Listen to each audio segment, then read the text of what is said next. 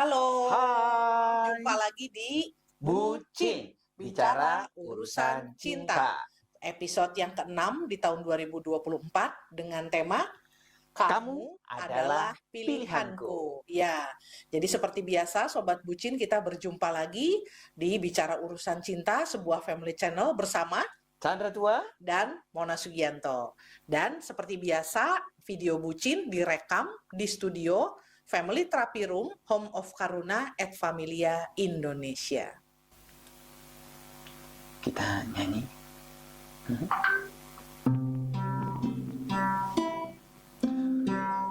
You are my sunshine, my only sunshine. You make me happy when skies are gray. You'll never know, dear, how much I love you. Please don't take my sunshine away. The other night, dear, as I lay sleeping, I dreamed I held you in my arms. When I awoke, dear, I was mistaken. So I hung my head and I cried. You are my sunshine, my only sunshine. You make me happy when skies are gray.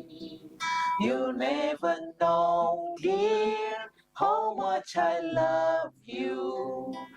Please don't take my sunshine away.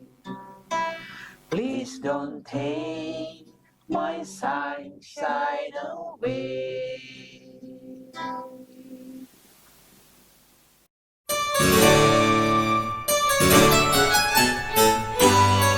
Oke, seperti biasa kita akan mulai dari latar belakang. Kenapa sih di Bucin dibahas topik tentang kamu adalah pilihanku? Silakan, Papi. Nah, kita tuh tahu ya, ketika kita memutuskan menikah, ya berarti pilihan sudah ditentukan.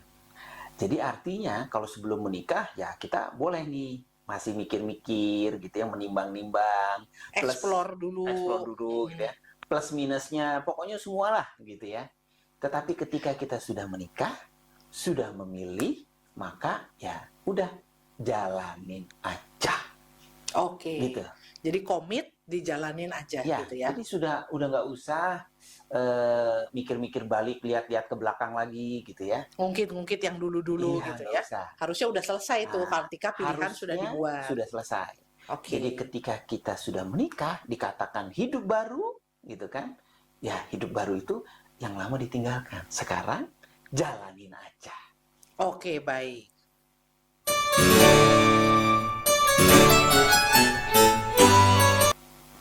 Nah, mulai sekalian aja ya di ruang-ruang psikologimu gitu ya.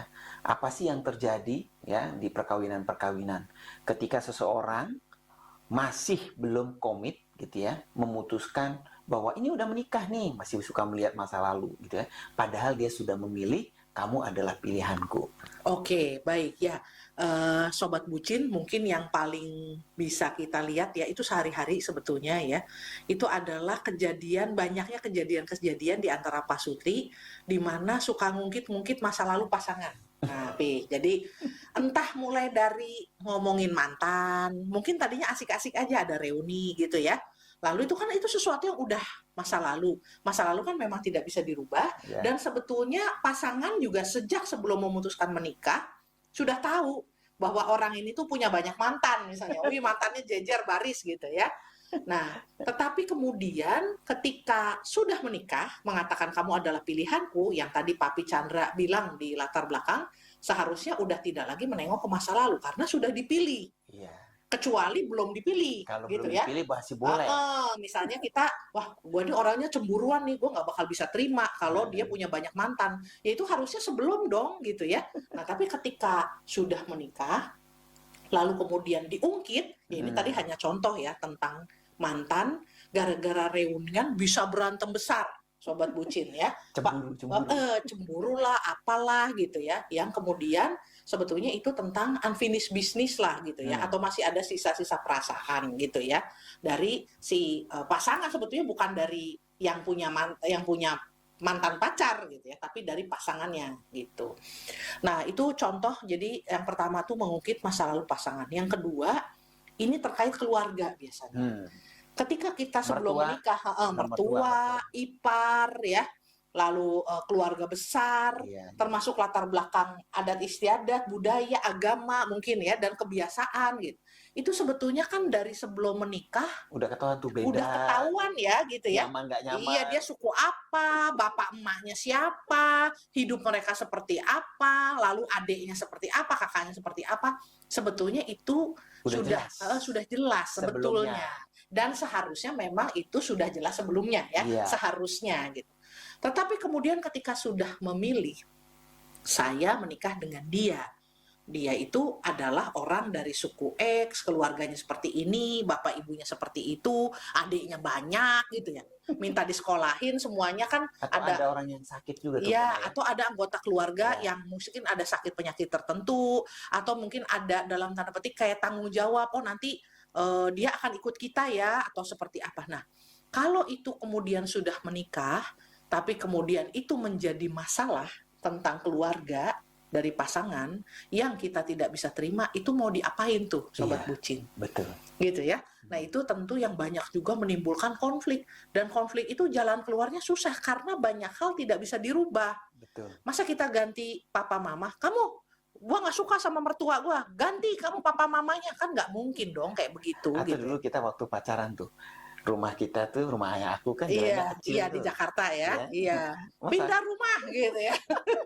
waktu Wah, itu suka sampai harus berantem, pindah rumah, berantem nggak penting gitu ya, karena nggak ada solusinya. Kenapa dibilang nggak penting, nggak ada solusinya, tapi bikin ribut gitu. Nah, itu juga cukup banyak. Lalu yang ketiga, ini juga cukup banyak sobat bucin, fenomena kita menerima, ya udah deh gue terima gitu ya, berbagai perbedaan. Mungkin kalau terkait dengan perbedaan, sobat bucin juga bisa mengakses video kita ya, episode sebelumnya, episode 2 ya. Nah, jadi silahkan saja diakses juga. Nah, kita menerima mungkin akhirnya sampai menikah kan karena sudah menerima ya. Oke lah, diukur aku terima deh, aku komit deh gitu. Kamu adalah pilihanku. Tapi banyak syaratnya. Jadi menerima dengan tapi. nggak tulus ya. Nggak tuntas ya. Penerimaannya tuh nggak tulus, nggak tuntas. Ya, jadi artinya banyak syarat gitu ya. Jadi saya nerima, oke, nggak apa-apa deh kamu masih punya hutang misalnya. Nggak apa-apa deh kamu keluarganya nih ada yang ikut. Nggak apa-apa deh kalau kamu punya banyak mantan. Nggak apa-apa deh kalau kamu pekerjaannya seperti itu. Harus sering pulang malam misalnya gitu ya. Tapinya banyak. Tapi jangan ini, tapi jangan itu. Tapi kalau begini ya gue jangan begini. Kalau begini ya gue nggak bakal terima. Kalau begini, kalau levelnya panjang sampai nggak bisa diapalin juga oleh pasangan gitu. Jadi untuk memenuhi itu juga susah gitu ya. Ditulis ya. Nah, kalau perlu ditulis, bikin perjanjian. Nah, itu yang kemudian menerima dengan tapi itu sebetulnya bagi banyak pasangan tuh nggak enak banget. Capek ya. Karena kamu melanggar, kamu nggak sesuai dengan ini, dengan itu gitu ya. Aduh, capek banget gitu ya. Jadi menerima dengan tapi itu yang ketiga fenomena. Oke.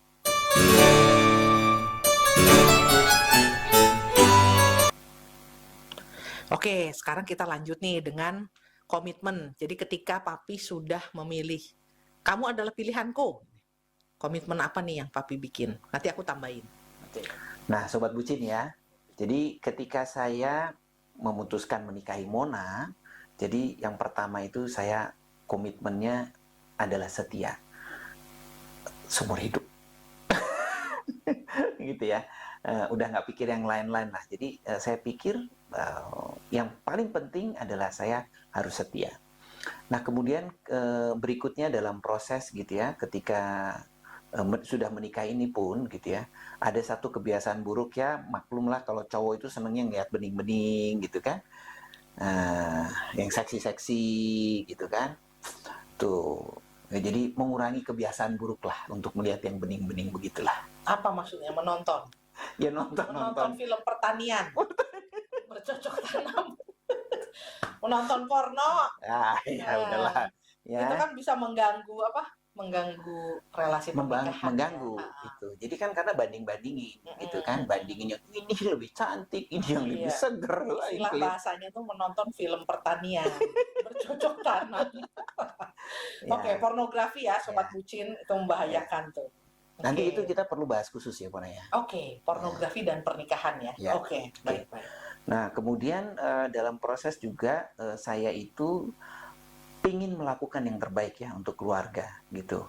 Jadi ada satu masa di mana ketika perusahaan yang kami buat gitu ya mengalami penurunan dan perusahaan yang biasa menggunakan kami juga mengalami kesulitan sehingga tidak menggunakan jasa kami, itu saya sempat bilang sama Mona, kalau sampai tidak ada uang lagi, siap untuk jadi tukang ojek.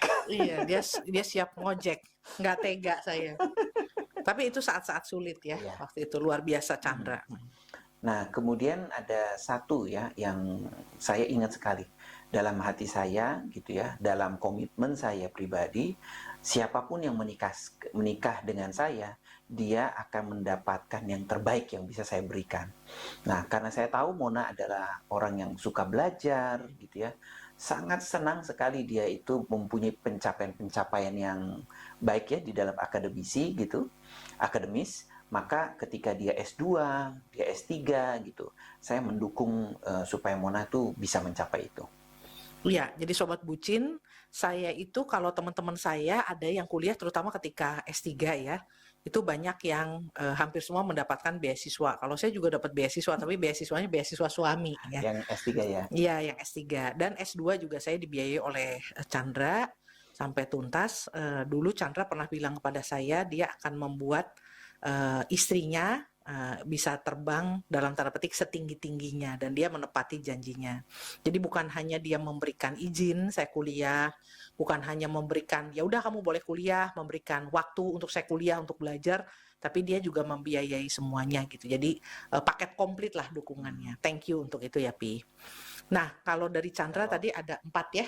Kalau dari kamu Kalau dari saya sebetulnya cukup sulit ya Sobat Bucin mencari sebetulnya apa sih yang saya berikan kepada Chandra.